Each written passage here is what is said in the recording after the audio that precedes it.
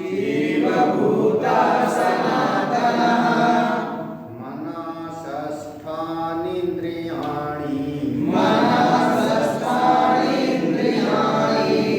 प्रकृतिस्थानि कर्षति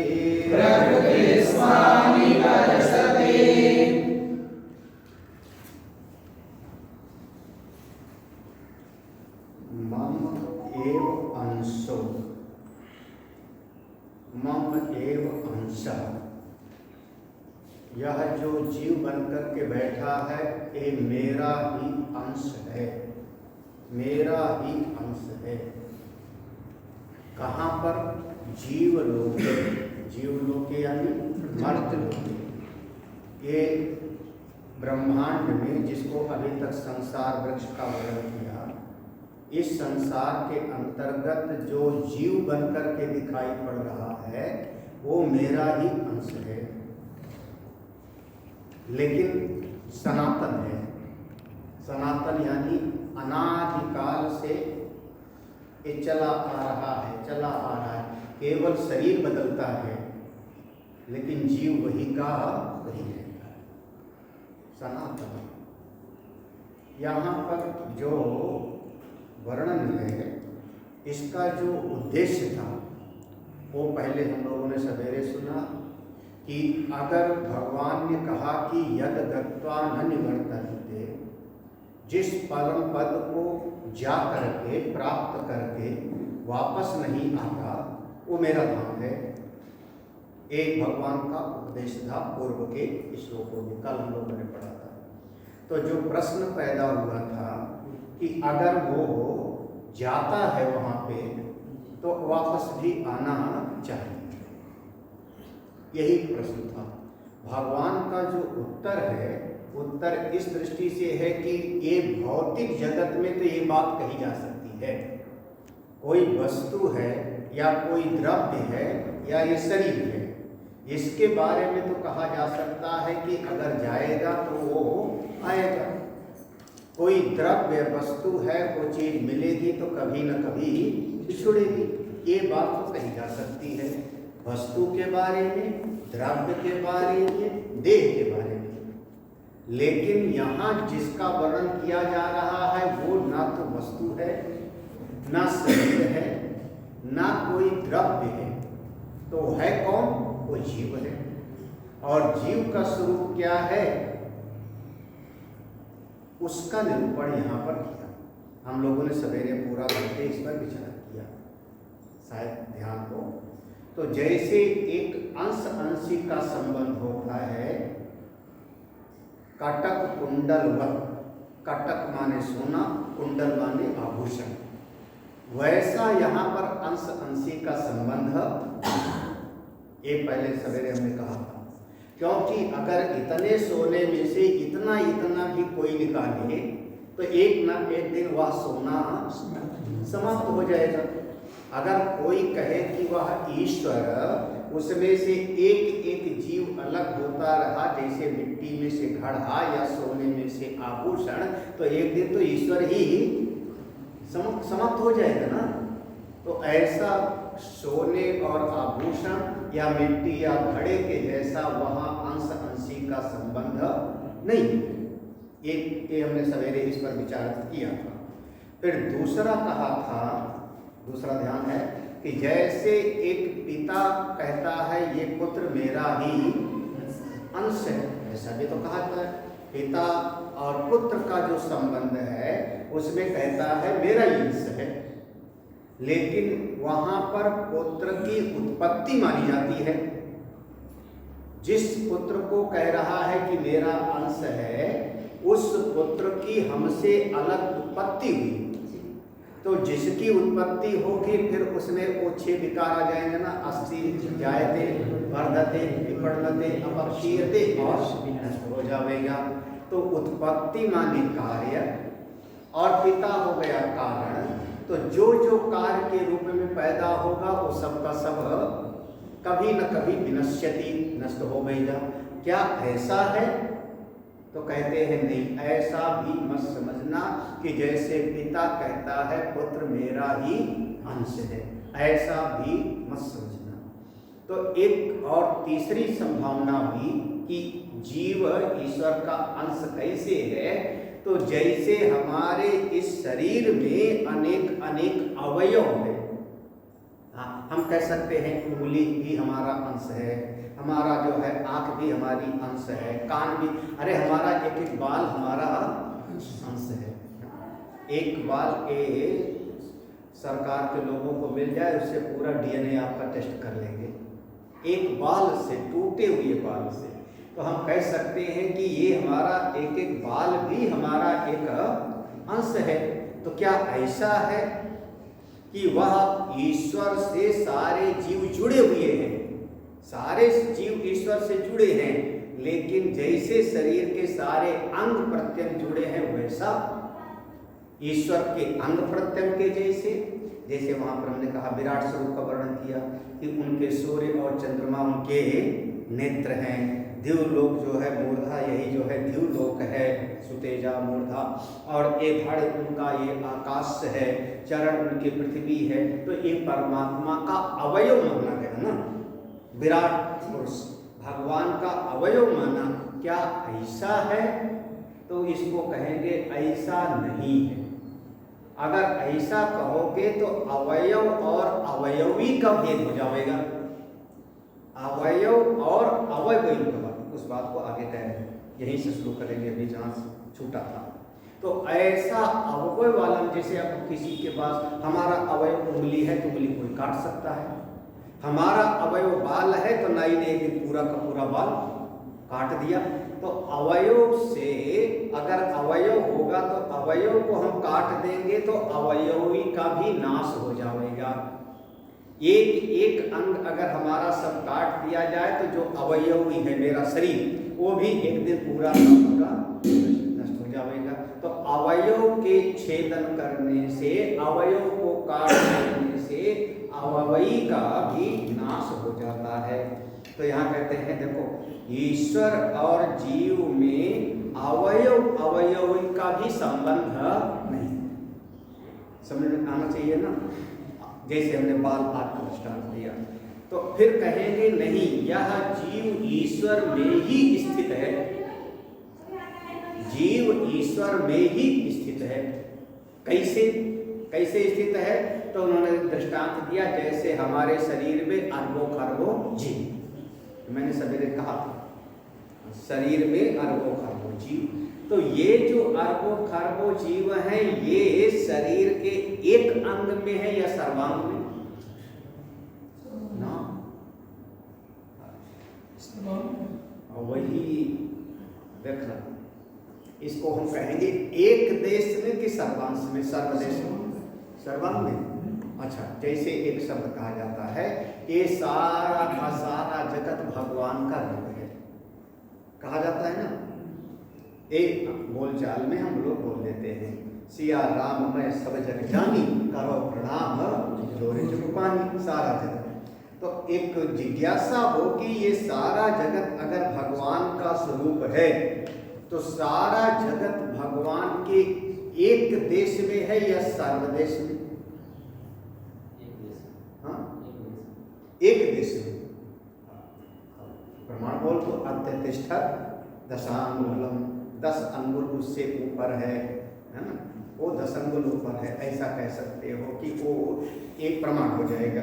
तो ये जब वो अध्यारोप है, ये जो कहते हैं ये सारा का सारा जगत उस परमेश्वर के एक देश में है, तो परमेश्वर में देश का भेद बनाना पड़ेगा आपको ना, तभी तो एक देश कहोगे।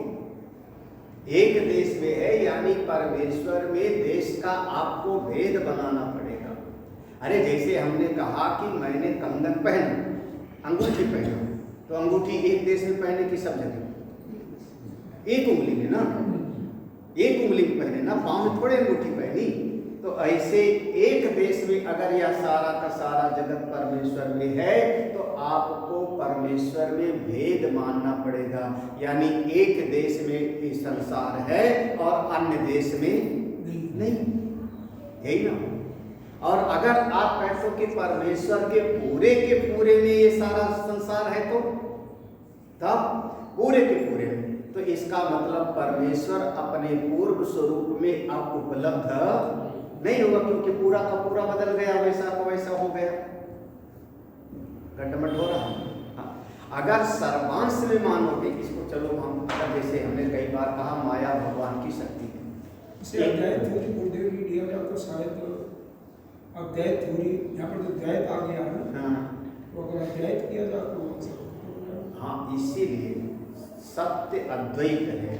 जितना द्वैत है उसमें कोई ना कोई, जो आप कहोगे उसमें कोई ना कोई कमी निकलेगी। जैसे वही हमने कहा कि माया भगवान के आश्रित रहती है, तुरंत वही प्रश्न होगा कि माया भगवान के आश्रित है तो भगवान के एक अंश में है कि सर्वांश में?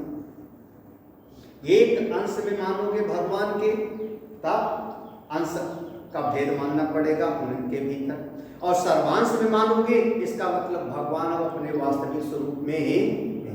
जैसे दही दूध के एक अंश में है कि सर्वांश में?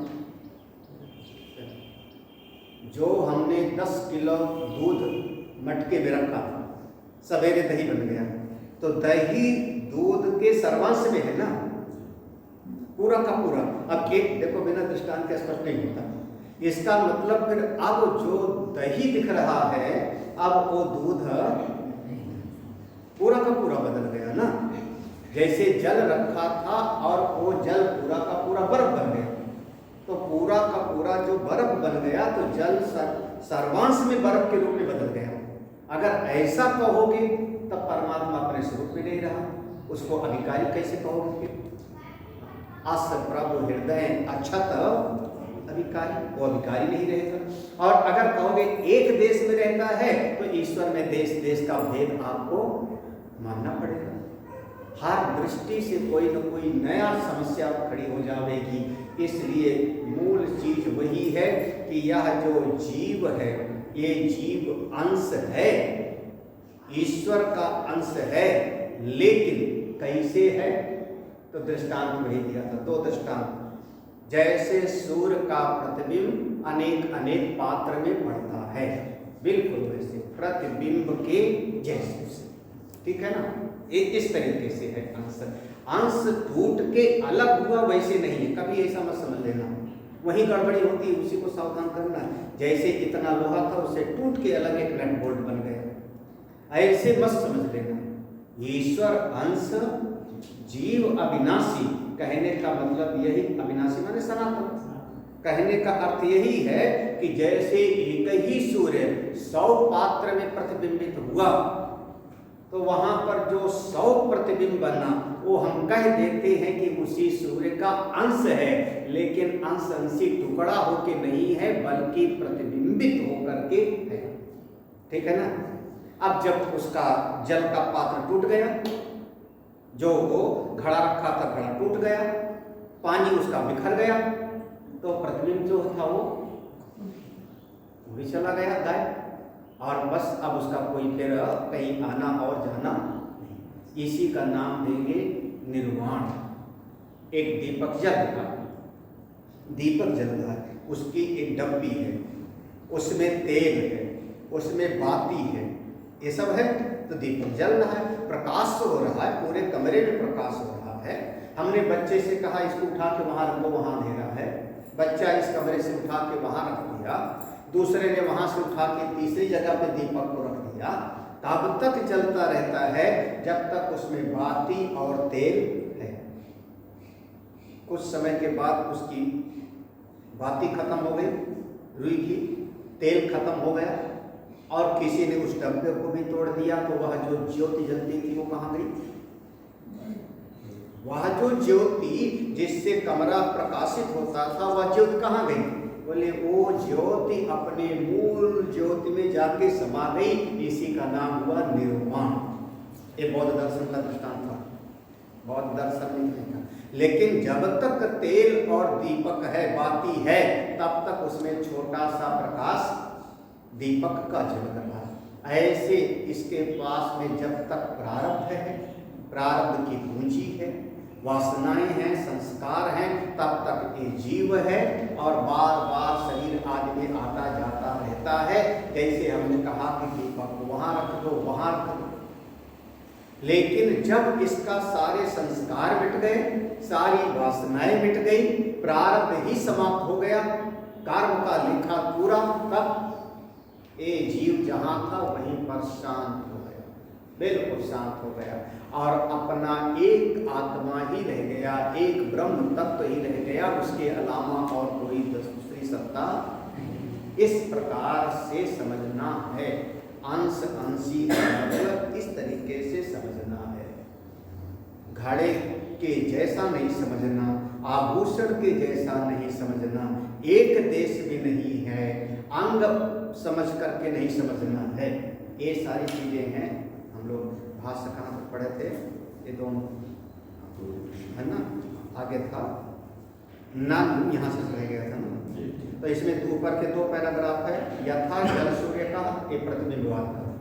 यथा जल सूर्य का, जल सूर्य का माने जल में प्रतिबिंबित सूर्य। जल सूर्य क्या माने? जल में प्रतिबिंबित सूर्य अंश, उसको कह देते हो कि सूर्य का ये अंश है, कह सकते हो, लेकिन असल में वो सूर्य का अंश तो है नहीं। वो जैसे मिट्टी का अंश घड़ा है वैसे थोड़े है, बल्कि वो प्रतिबिंब है।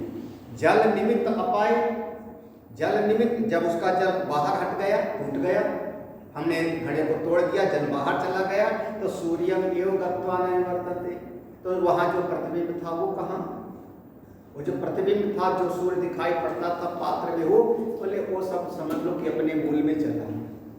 सूर्यम एव गत्वा, सूर्यम एव माने वो प्रतिबिंब मान लो कि अपने असली सूर्य में जाके मिल गया, असल में वो गया नहीं, था ही नहीं सूर्य, वो तो केवल एक झलक थी, प्रतिबिंब था। तो वह जब गए नहीं तो आएगा भी नहीं, नानी वर्तते, ठीक है ना, जब गए नहीं तो आएगा नहीं, नानी वर्तते। तथा उसी तरीके से अयम अपि अंशः, उसी तरीके से प्रतिबिंब के जैसे यह शरीर रूपी पात्र में ये जो जीव बना है, तेल एव आत्मना, जब इसका तेल बाती खत्म, वही अंतःकरण टूट गया, अंतःकरण सब अलग अलग हो गया, 5 महाभूत में जाके मिल गया, तो यह जो जीव प्रतिबिंबित था वो अपने असली स्वरूप में एक हो गया। तो गया नहीं बल्कि असली स्वरूप में एक हो गया। कल्पित जो था, प्रतिबिंबित जो था, वो शांत हो गया। दूसरा दृष्टांत दे दिया देखो, यथा वा घटादि उपाधि पर छिन्नो घटादि आकाश, आकाश अंशासन, वही दृष्टांत सवेरे हमने कहा। जैसे यथा वा घटादि उपाधि, घट की उपाधि से परिचिन घटाकाश, घट की दीवार से उपहित घटाकाश, घटादिकाश, हम कह सकते हैं आकाश का वो अंश है, बोलचाल में कह सकते हो, हम कहते हैं घटाकाश ना, असल में आकाश में अंश अंशी का भेद। अच्छा चलो 1 किलो आकाश यहाँ से तोड़ के ले जाओ कहीं, जैसे हमने सोने में से 1 ग्राम सोना तोड़ लिया, उसकी जो है कोई बना दिया, तो ऐसे आकाश में तोड़ के निकालो, तो ऐसा आकाश से आप तोड़ नहीं सकते हो, आकाश से अलग किया ही नहीं है। लेकिन एक दीवार बन गई तो हमने कहा घड़े का, ऐसे अविद्या की एक उपाधि बन गई तो हमने अविद्या की उपाधि के कारण कह दिया ये कौन हो गया, ठीक है ना।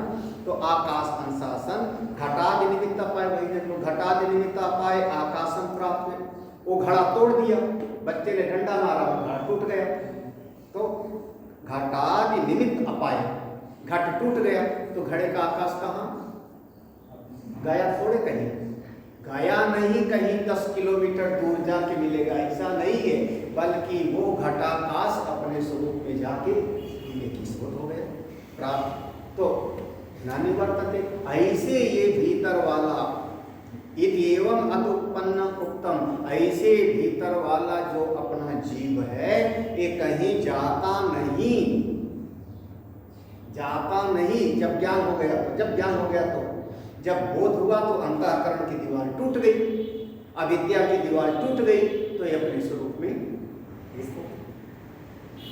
इतना आसान। जब तक ज्ञान नहीं होगा अंतःकरण बना रहेगा, अंतःकरण बना रहेगा, तब तक हमने क्या दृष्टांत दिया सवेरे, याद होगा कि जैसे वो लोटे में जल भर लिया, याद है ना, गंगा जल, तो और उसको जो है हमने बांध लिया, तो गंगा के अंदर ही आप घुमाओ, तब भी आप कहोगे कि लोटे का जल यहाँ से वहाँ चला गया, यही तो कहोगे ना। उसी लोटे के जल में आप थोड़ा सा अक्षत डाल दो, उसमें फूल डाल दो, उसमें 2-4 चीजें और डाल दिया, और फिर उसको उधर से वहाँ घुमाओ, तो तब भी तो उसी में घूमेगा गंगा जी में, लेकिन यहाँ से चला गया। और अगर लोटे की दीवार को तोड़ दे तो फिर अब जल कहीं गया नहीं, लोटे की दीवार को तोड़ दिया तो जल जाएगा नहीं, बल्कि वह जल अपने मूल में जाके समा गया, यही तो होगा। लेकिन जब तक वो लोटे की दीवार बनी रहेगी तब तक उसका आना जाना, उसी प्रकार से यहाँ भी समझना, ठीक है ना। अब तो स्पष्ट है। हाँ, तो यहाँ वो दीवार कौन सी हो रही है? अविद्या, और अविद्या से उत्पन्न हुआ अंतःकरण। अंतःकरण समझ, हमारा ये अविद्या समझ लेना, या उपाधि है, दीवाल है, और उसमें ये अंतःकरण बन गया। अब इसमें जो प्रतिबिंबित हो रहा है जीव, वो जीव जब तक अविद्या बनी रहेगी तब तक अंतःकरण बना रहेगा, तब तक इसका आना जाना बना रहेगा, ठीक है ना। बिल्कुल स्पष्ट है, कठिन नहीं, मूल सिद्धांत ही। अब देखो, हाँ, यहाँ से प्रश्न उठा है, मैंने वही शुरुआत में प्रश्न का समझा। नानु निरअवयवस्य परमात्मनः कुतः अवयव एकदेशः अंशः इति सा अवयवत्वे च विनाश प्रसंगः अवयव विभागः। नानु, एक बात बताओ, जो आपने अंश अंशी की बात कही, मम एव अंशः जीवम्, तो निरअवयवस्य परमात्मनः, परमात्मा तो निरअवयव है, वो तो निरअवयव है, तो उसमें अवयव कैसे हो जाएगा जी? निरअवयव में अवयव कैसे हो जाएगा? दृष्टांत ले आओ। आकाश, आकाश एक है, अनंत है, व्यापक है, तो अनंत व्यापक आकाश में आप भेद कैसे बना सकते हैं? अवयव कैसे? हम लोग बना लेते हैं भेद वैसे, ये हमारा पाकिस्तान का आकाश है, हिंदुस्तान का आकाश है, हाँ? आकाश में वो बना लिया है, हाँ, एयर स्पेस बना लेते हैं, लेकिन असल में भेद केवल हमारी मान्यता में है। असल में आकाश में कोई लाइन आपने खींची,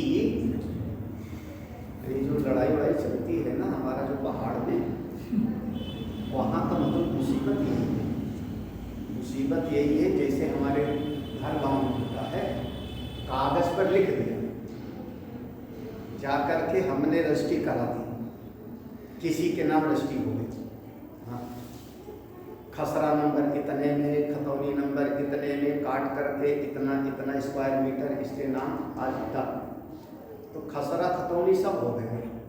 अब मौके पर जमीन कहाँ है, ढूंढने जाओ, फिर आप लेखपाल को एप्लीकेशन दो, भैया हमारी जमीन जाओ नाप के निकालो कहाँ पर है। अब ढूंढता रहता है जमीन, पता है कि नहीं, ठीक है, वो जमीन कहाँ है, अब उसके लिए लड़ाई लड़ते रहो। जो हमारा ये वाला है पीछे तिकोना वाला प्लाट, इसमें जो है कोई अवयव है ही नहीं, तो निरअवयव आकाश में कैसे आप अवयव कह देते हो कि इसका अंश हुआ? ईश्वर का अंश जीव, देखो, निरअवयवस्य परमात्मा, परमात्मा कैसा है? आकाश के जैसे निरअवयव। कुतः अवयव, तो उसमें कैसे अवयव हुआ? एक जीव कैसे आकर के अंश बन गया? हमने इसको विस्तार से सवेरे से चल रहा है ना, तो अगर जैसे हमने कहा ये उंगली, ये पांव, निरअवयव परमात्मा है, तो उसमें कोई एक जीव अवयव बन के नहीं हो सकता। अच्छा, एक देशा अंश, एक देशांश माने, एक देशा माने, अरे जैसे आप कह दो कि भृगु महाराज ने भगवान की छाती पे लात मारा, है ना, कहाँ लात मारा? इसका मतलब भगवान का हाथ अलग होगा, पांव अलग होगा, यही तो, भगवान का सिर अलग होगा, भगवान की पीठ अलग होगी, तभी तो सीने पर लात मारा ना, यही तो कहोगे। तो भगवान को आपको एक देशी मानना पड़ेगा, हाँ, तो वो सीने के अलावा भी और कोई चीज है ना, पीठ है, पांव है, हाथ है, तो एक देशी। ऐसा परमात्मा में कोई देश का संबंध नहीं। परमात्मा ऐसे मनुष्य के जैसे नहीं है, वो निरअवयव है, वो निरअवयव है। तो देखो अब साफ साफ कह रहे हैं, सा अवयवतेचा विनाश प्रसंग, बिल्कुल स्पष्ट कह रहे हैं, सा अवयवते। अगर सा अवयव मानोगे, अंग वाला भगवान को मानोगे, उस परमात्मा को, तो विनाश प्रसंग तो भाई कट जाएगा। जैसे पेड़ है, पेड़ की सारी शाखाओं को काट दो तो पेड़ एक दिन कट गए। हमारे सारे अवयव को काट दो तो आदमी मर गया, खत्म। कहते हैं तुम्हारे इतने टुकड़े करेंगे तुम गिन नहीं पाओगे, है ना। ये खलनायक जैसे बोलता है ना, इतना टुकड़ा करेंगे तो कोई गिन नहीं पाओगे हम लोग। तो एक एक अवयव काट दो, एक एक अवयव काट दिया तो सब अलग हो गया, तो वो तो प्रसंग खत्म हो जाएगा, असली चीजें खत्म हो गई। ऐसा होगा क्या? अवयव वाला परमात्मा मत मानो, सा अवयवतेचा विनाश प्रसंग अवयव विभागा। तो उत्तर क्या देते हैं इसका? अगर सा अवयव वालों मानोगे तो परमेश्वर को भी आपको विनाशी मानना पड़ेगा। कहते हैं ना, ये दोषा, ये कोई दोष नहीं है जी।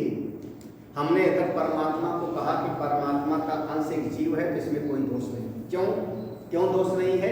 अविद्याकृत उपाधि पर छिन्न एक देश अंश इव, यहीं पर देखना, अंश इव कल्पितो यतः।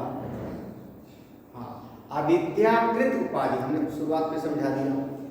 जैसे वो घड़े की दीवार बनी या दीपक का वो ढक्कन आदि दीवार बनी, तो ऐसे अविद्याकृत उपाधि पर छिन्न, अविद्या की उपाधि से अंतःकरण बना और अंतःकरण में आकर के वह चेतना का प्रतिबिंब बन गया, या कह लो उसमें घटाकाश के जैसे वह जगत का अनुभव होने लगा।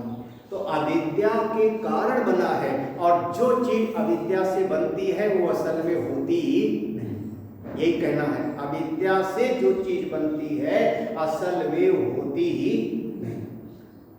वो व्यवहार में आता है वैसे, कैसे जैसे क्या कहोगे, जैसे जादूगर का जादू, जैसे रस्सी पर व्यवहार होता है। देखो भय लगता है, अगर सर्प आपको दिखाई पड़ा तो अविद्या के कारण दिखाई पड़ा, लेकिन सर्प से डरोगे आप, सर्प से भागोगे आप, तो अविद्या वाले से भी आपको व्यवहार होता है, लेकिन असल में होता नहीं है। बहुत सारी चीजें होती हैं, अरे झूठी चीज में भी व्यवहार होता है बाकायदा। झूठ मूठ का क्या करें? हाँ, दो चार बच्चे बैठ गए तो झूठ मूठ को खेल खेलते हैं। हाँ, पता नहीं है कि पीढ़ी दर पीढ़ी आता है, पीढ़ी दर पीढ़ी।